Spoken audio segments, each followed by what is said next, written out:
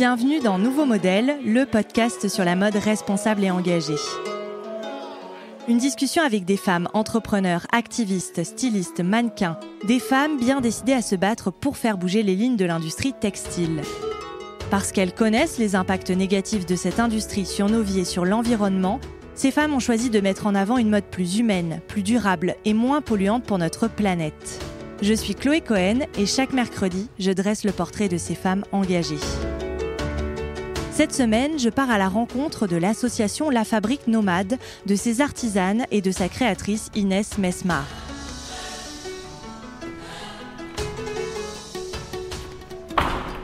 Bonjour. Bonjour.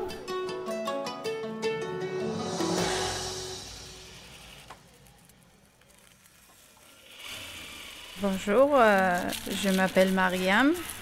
Mon nom est Karibi, je viens d'Afghanistan.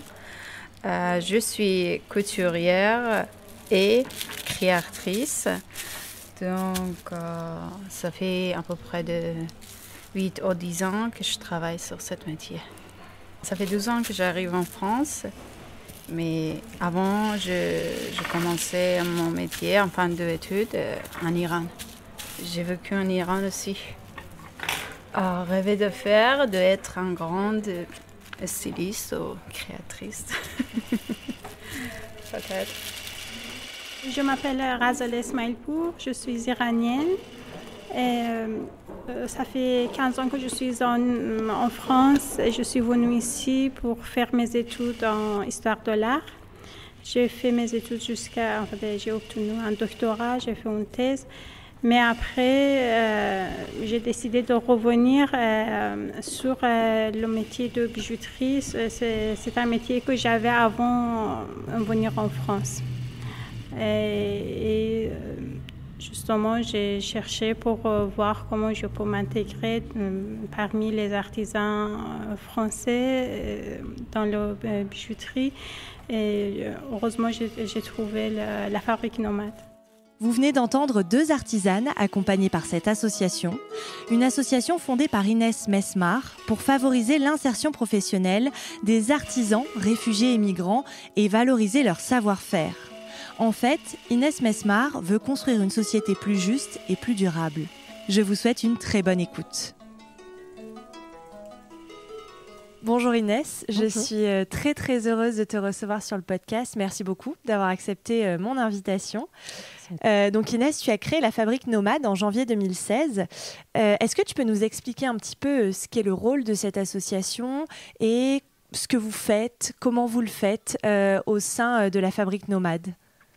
Donc l'association La Fabrique Nomade a été créée, que j'ai créée en janvier 2016. Elle a pour mission de valoriser et favoriser l'insertion professionnelle des artisans réfugiés et migrants.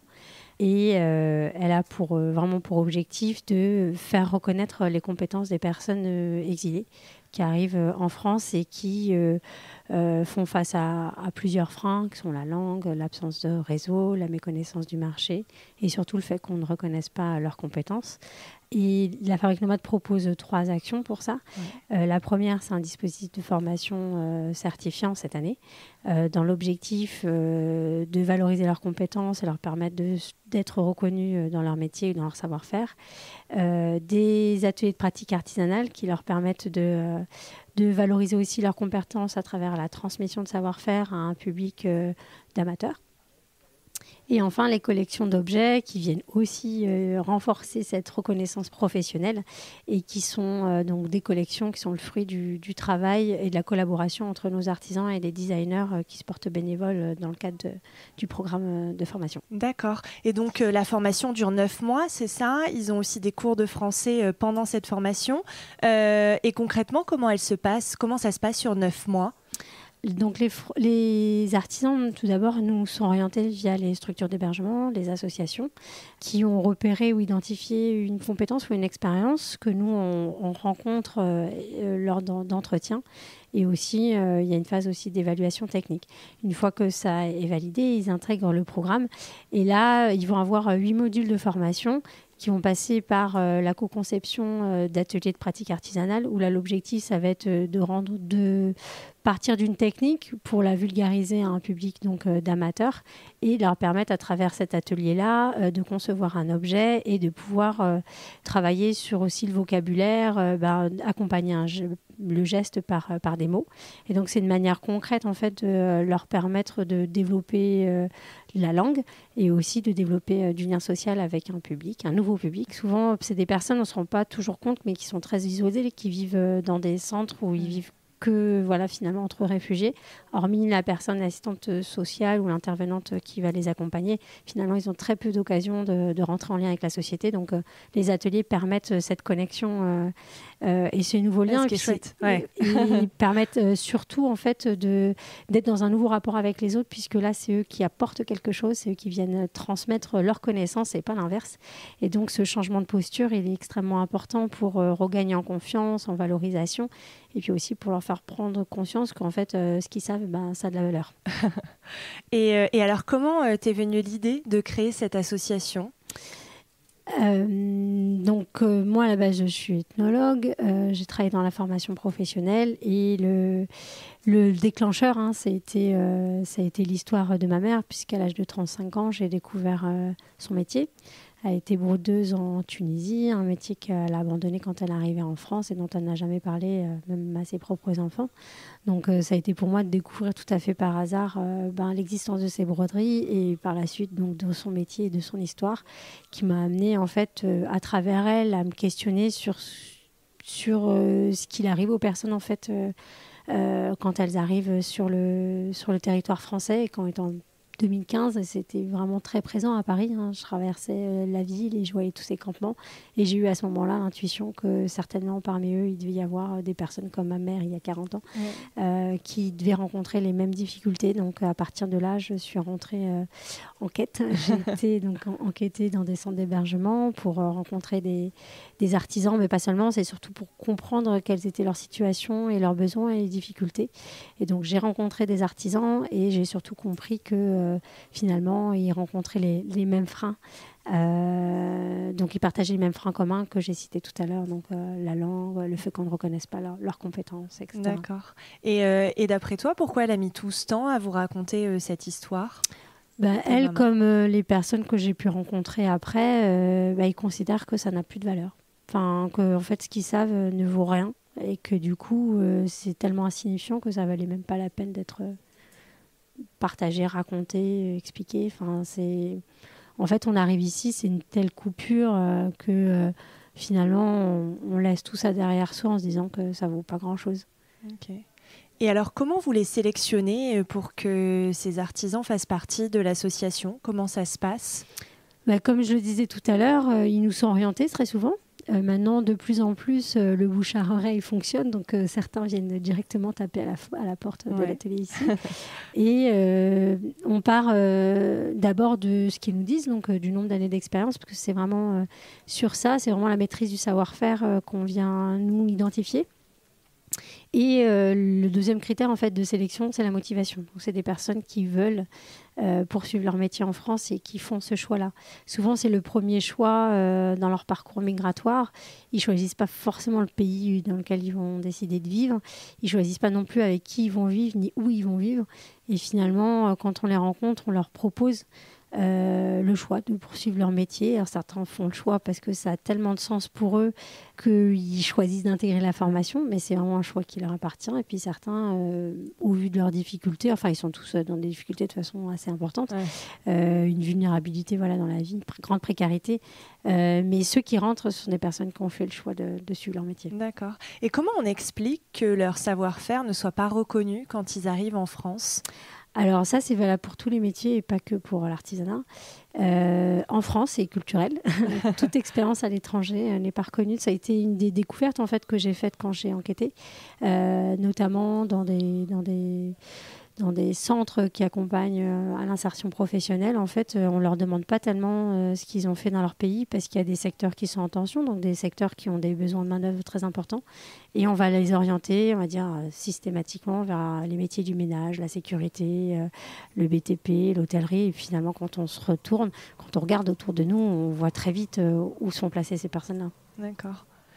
Et alors, est-ce que tu peux partager peut-être avec nous leurs histoires quels artisans vous hébergez actuellement? Qui sont-ils? Qui sont-elles? D'où ils viennent? Aujourd'hui, on a intégré une nouvelle session qui est composée de 10 artisans. Okay. Au total, en fait, la Fabrique Nomade a accompagné 25 artisans, dont la session qui est actuellement.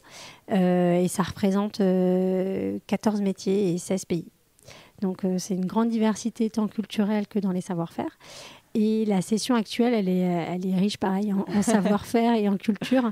On a 4 bijoutiers, une bijoutière qui vient du Venezuela, une autre d'Iran, un bijoutier érythréen et un bijoutier russe. On a également 2 couturières, une afghane Mariam et Katayun qui est iranienne. On a un luthier turc, on a un ébéniste afghan, on a un ferronnier d'art syrien et un lissier afghan. Voilà. D'accord. Donc c'est un petit peu les métiers très variés. J'espère n'avoir oublié personne. Je fais le tour des ateliers comme ça, mais je crois que c'est ça. Et alors après, concrètement, sur une journée, par exemple, comment ça se passe pour toi, pour eux aussi Alors, donc la Fabrique Nomade, il y a toute une équipe autour d'eux. Donc moi, je suis la directrice. Gaïta est la responsable de la communication. Et ils travaillent plus directement avec Marie-Estelle, qui est la responsable de collection, Maëva, qui est la responsable des espaces et des matières premières, et Yasmine, qui est la responsable de production. Donc, c'est vraiment ces 3 personnes-là qui sont au quotidien vraiment avec eux, plus le professeur de français qui est là maintenant 2 fois par semaine. Et ils accompagnent le travail de collection, notamment, puisqu'il y a tout un temps dans le programme de formation, il y a une phase de collaboration professionnelle avec les designers. Ils vont concevoir un objet qui va représenter leur savoir-faire et en même temps leur permettre de découvrir les codes esthétiques, le marché français à travers le regard du designer. Donc c'est vraiment une collaboration professionnelle de pair à pair, où il n'y a pas un qui va décider pour l'autre, c'est vraiment une collaboration, un dialogue vraiment où l'artisan apporte son savoir-faire technique, ses idées, et puis le designer qui apporte aussi sa connaissance du marché, son savoir-faire en design. Et donc tout ça ils vont dialoguer ensemble jusqu'à trouver un terrain commun. Et c'est pas toujours évident parce que chacun a ses propres résistances. Et et donc ce terrain commun, va naître l'objet. Ok. Et le but aussi, c'est la réinsertion professionnelle. Vous avez d'ailleurs une de vos anciennes élèves qui travaille aujourd'hui en tant que couturière pour un façonnier qui travaille pour une maison de luxe, c'est ça? Oui, c'est ça. Ouais. Donc, c'est Fadila Clich, qui est couturière tunisienne, qui est entrée en septembre dernier, donc qui a commencé le dispositif de formation, qui, quand je l'ai rencontrée, elle était très, très... très inquiète parce qu'elle quittait ce centre où elle apprenait le français et elle allait entrer dans un nouveau monde. Donc elle était très inquiète, elle avait très peur, elle sortait pas encore beaucoup à Paris, elle avait toujours peur de se perdre, etc. Et c'est une des personnes qui s'est le plus révélée pendant les 6 mois, parce qu'avant c'était 6 mois de formation, parce qu'elle a découvert elle a eu un espace d'ouverture pour créer, faire émerger toutes ses idées. Et donc, elle a développé un projet de broche florale. Et voilà, et elle a abouti à la suite de son stage. Donc, ils font un stage d'1 mois dans une entreprise. Et voilà, ça a marché. Donc, ils l'ont embauchée en CDI juste après. C'est génial comme histoire. Et là, vos 2 couturières aujourd'hui, donc elles viennent tout juste de débuter le programme ou ça fait quelques mois déjà? Là, ça fait un peu plus d'1 mois, là, presque 2 mois. D'accord. Et comment ça se passe je veux dire, même au niveau des techniques, pour adapter les techniques peut-être, ou ce genre de choses. Est-ce qu'il y a un temps d'adaptation nécessaire quand on était couturière, je crois, en Iran, tu m'as dit, par exemple, et quand on arrive en France, est-ce qu'il y a des différences? Alors, pas forcément dans le domaine de la couture, mais par exemple dans le domaine du bijou, oui. Dans le domaine du bijou, oui, c'est pas les mêmes outils, c'est pas les mêmes matériaux, c'est pas la même façon de faire. Donc là, il y a un vrai temps d'adaptation. On a aussi des artisans référents, donc on a des designers qui viennent co-concevoir, mais on est aussi entouré d'artisans français qui viennent suivre, faire déjà les évaluations techniques et aussi suivre les projets et parfois adapter leur savoir-faire. C'est-à-dire, ils leur donnent des cours, par exemple, ou des finitions, sur des techniques peut-être qui sont principales ici et que du coup, ils ne connaissent pas. Donc, à la fois, c'est de pouvoir mettre en avant leurs spécificités, mais aussi qu'ils puissent intégrer parfois de nouvelles techniques, en tout cas qui sont importantes ici. Et oui, parce que j'imagine que ce n'est pas forcément évident de découvrir de nouvelles techniques comme ça quand on arrive en plus dans un nouveau pays dont on ne maîtrise pas la langue. Après, il y a parfois des matériaux qui n'existent pas ici. Il y a des outils qui existaient dans leur pays mais qui ne retrouvent pas. Et par contre, c'est des nouveaux outils. Donc, tout ce travail-là, c'est vraiment un travail d'adaptation. Ok. Et ensuite, pour parler du fonctionnement de l'association, au niveau du financement, comment ça se passe concrètement ? Aujourd'hui, l'association elle est financée à 80%, par les institutions publiques et par des fondations privées. Et 20% sont issus des ventes de nos objets et des ateliers de pratique artisanale qui sont proposés au grand public et aux entreprises. D'accord. Et est-ce que vous acceptez des bénévoles si jamais il y a des auditrices, auditeurs qui voudraient rejoindre l'association ? Oui, bien sûr, on accueille beaucoup de bénévoles. Donc, les designers sont bénévoles, les artisans référents sont bénévoles, on a des personnes en communication, on a des photographes, on a des vidéastes, on a des personnes dans le marketing également. Enfin, on a un faisceau de compétences bénévoles qui vient effectivement nous appuyer dans toutes les actions qu'on met en place pour accompagner et soutenir les artisans dans leurs projets. Et vous cherchez aussi des artisans, peut-être ? Ou oui. Vous avez déjà... Ok. Oui, on en recherche. Toujours... Parce qu'on a à chaque fois des nouvelles compétences, donc, et puis ça demande quand même du temps. Donc oui, toutes les compétences dans le domaine technique sont les bienvenues. D'accord. Et pour parler aussi un petit peu de toi et revenir sur ton parcours, tu as fait des études d'architecture et d'urbanisme, je crois. Pourquoi tu as fait ce choix à ce moment-là ? Alors au tout départ, je me suis orientée vers la géographie parce qu'en faisant des recherches, au début, je voulais travailler dans l'humanitaire. Et une des voies qui pouvait conduire à l'humanitaire, c'était la géographie. Donc je m'étais formée à la géographie, dans ces dimensions d'urbanisme. Et je me suis passionnée pour la ville et le patrimoine architectural, donc plutôt les villes anciennes. C'est pour ça que j'ai intégré une école d'architecture. D'accord. Voilà. Et ensuite, tu as fait un master en ethnologie et sociologie, c'est ça ? Alors, c'était avant. Ah, c'était avant, d'accord. Et tu as travaillé pour des jeunes dans un camp de réfugiés au Liban aussi, c'est ça ? Oui. Ok. Et ça s'est passé comment Alors, c'était mon mémoire de recherche. Oui.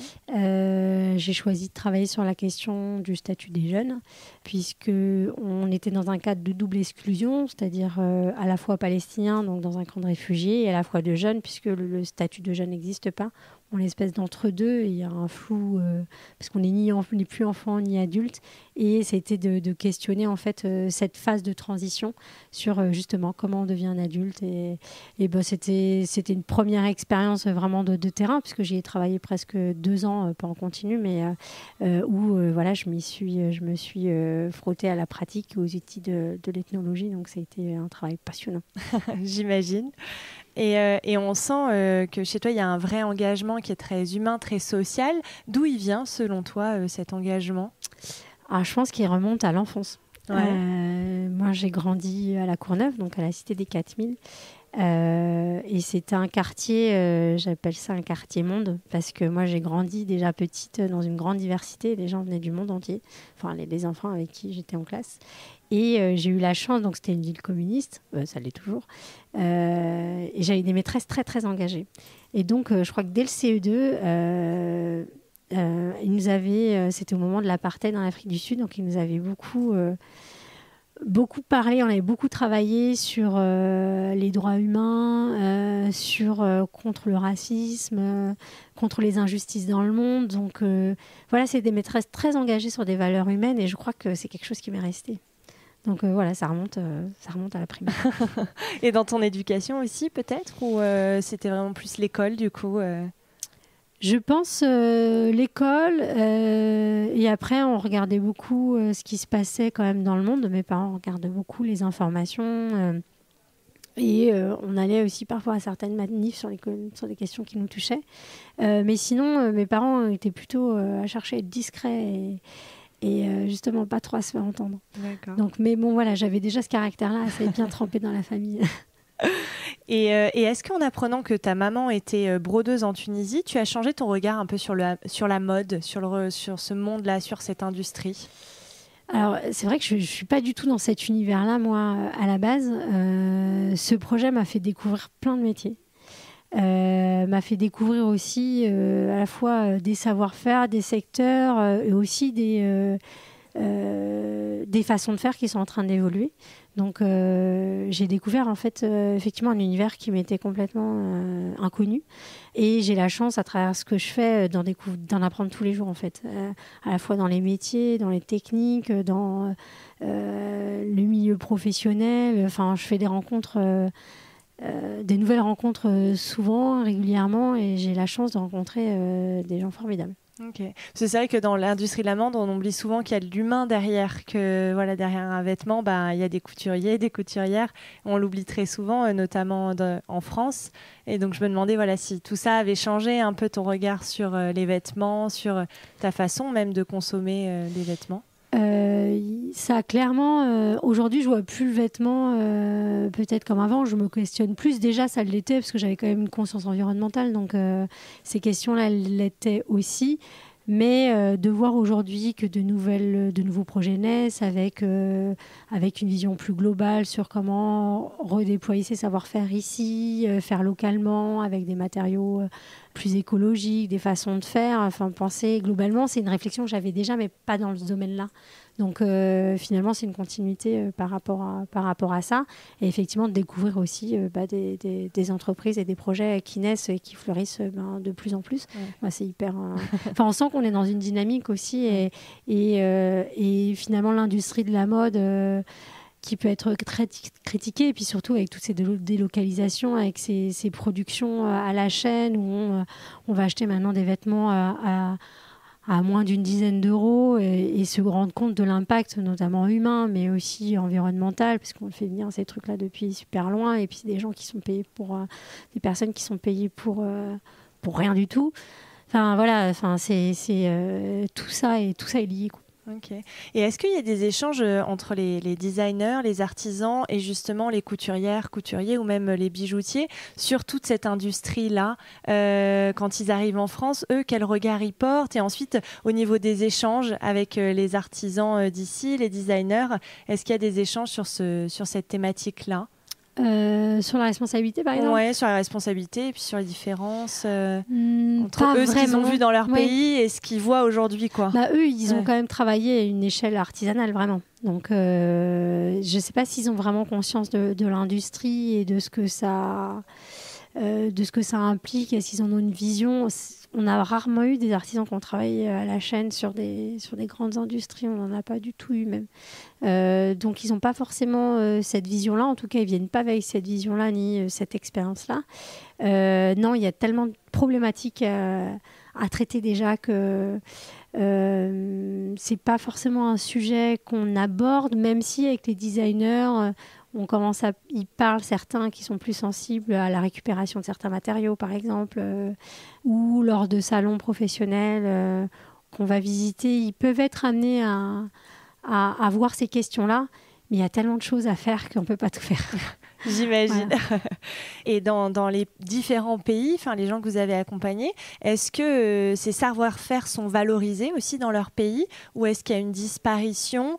Je sais qu'on parle souvent de l'artisanat qui se perd, que ce soit ici ou ailleurs, mais est-ce que c'est quelque chose que vous avez pu voir ou non? Finalement, vous avez toujours autant de personnes qui viennent avec des techniques, des savoir-faire artisanaux. Alors, nous, le nombre d'artisans ne fait qu'augmenter non pas qu'ils sont plus nombreux, mais parce qu'on est mieux identifiés aussi. Donc là, pour la dernière session, on était presque à 70 artisans qui nous ont été orientés. Donc c'est quand même pas mal du tout pour 10 places.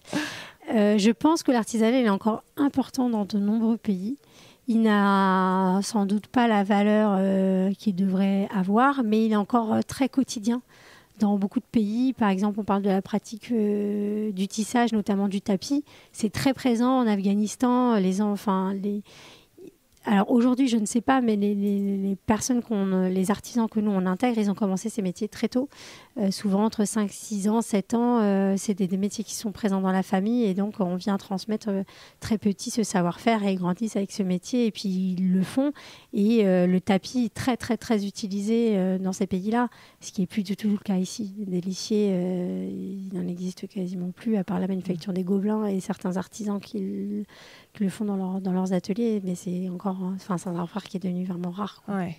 Et alors, quels sont un peu les projets, les ambitions de la Fabrique Nomade sur les prochains mois, prochaines années?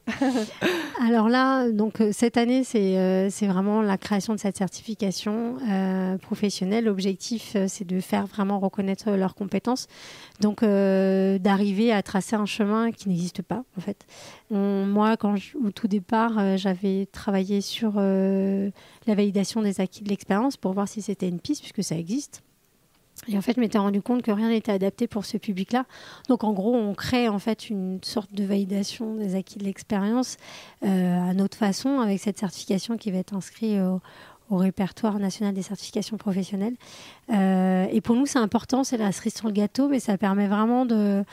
À la fois, pour nous, c'est un outil qui va nous permettre de rassurer les entreprises sur les capacités de ces personnes-là, des artisans qu'on accompagne à intégrer les entreprises, à en comprendre les enjeux et comment s'adapter. Ils font tout un travail. C'est vrai qu'on n'a pas tout détaillé en fait, dans le programme de formation, mais il y a beaucoup de choses. Il y a une phase effectivement de création, il y a aussi une phase de production où ils vont travailler sur une série limitée de 20 à 40 pièces, où ils rentrent vraiment dans un cadre d'une entreprise avec un calendrier, avec des exigences de finition, avec une méthodologie de travail. L'objectif, c'est qu'ils intègrent tous ces éléments qu'ils vont aussi découvrir en entreprise. Et donc, ce certificat, il aura pour but à la fois de faire reconnaître pour la personne, parce que le diplôme est important. Ils ont bien intégré que le diplôme en France, c'était quelque chose d'important. Donc, d'avoir ça, c'est pour eux, c'est quelque chose d'important. Et puis aussi, pour les entreprises, pour les rassurer sur le fait que c'est des personnes qui ont non seulement des compétences techniques, mais qui ont compris qu'il y a aussi, ils ont intégré de nouvelles méthodologies, de nouveaux outils et que, elles sont prêtes aussi à intégrer. Et il y a encore de l'apprentissage en entreprise, évidemment. En 9 mois, on ne refait pas tout. Mais il y a des bases solides et c'est surtout ce qu'on garantit, c'est des personnes qui sont attachées à leur métier, qui ont un vrai savoir-faire, qui ont de l'expérience et qui sont un atout pour une entreprise qui voudra les intégrer. Ok, ouais, c'est un beau projet qui va vous occuper. Et alors, la dernière question, est-ce que tu as des modèles dans la vie? En fait, je m'inspire beaucoup de gens qui ont mené des combats pour l'égalité. Voilà, je pense à Gandhi, je pense à Martin Luther King, enfin à toutes ces personnes-là qui ont été même... toutes ces personnes qui ont mené des combats incroyables à plus grande échelle, puisque le mouvement des non-alignés, tous ceux qui ont à un moment donné essayé de changer les choses parce que c'était un système qui était en place, qui était dur à renverser, tout ce qui était aux États-Unis, le combat pour l'égalité entre les Noirs et les Blancs, tous ces modèles-là sont inspirants en fait, parce qu'ils ont vraiment fait basculer les sociétés vers d'autres valeurs, vers une justice sociale, justice humaine, vers l'égalité. Donc c'est ces modèles-là moi qui me portent. Qui t'inspirent. Très bien. Merci beaucoup d'avoir répondu à toutes mes questions. C'est très gentil à toi. Merci à Inès d'avoir participé à cet épisode de Nouveaux Modèles et merci à Thomas Langlin, notre ingénieur du son. Si vous aimez l'émission, dites-le moi avec des mots doux et des étoiles sur vos applications préférées et parlez-en autour de vous, c'est ce qui m'aide le plus à faire connaître le podcast. Pour ne louper aucun épisode, rejoignez-nous sur Facebook, Twitter et Instagram @nouveaumodèle.podcast. Je vous dis à très bientôt pour rencontrer un nouveau modèle.